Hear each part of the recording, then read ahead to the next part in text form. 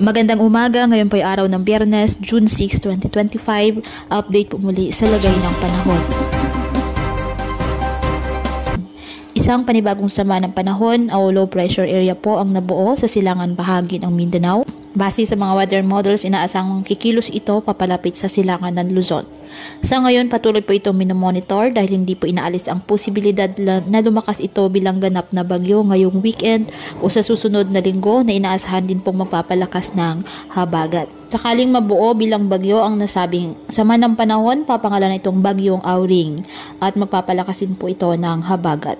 Ngayong araw, inaasahan na po na magpapaulan ang trough ng low pressure area sa Eastern Visayas, Dinagat Island, Surigao del Norte, habang habagat pa rin po ang magdadala ng maulap na kalangitan at pagulan sa Ilocos Region, Cordillera Administrative Region, Batanes, Pabuyan Island, Zambales, Bataan, Metro Manila, Palawan, Basilan, Sulu at Tawi-Tawi. Localized thunderstorms pa rin po ang asahan sa natitirang bahagi ng ating bansa. Maging handa at alerto pa rin po sa banta ng mga biglaang pagbaha at pagguho ng lupa.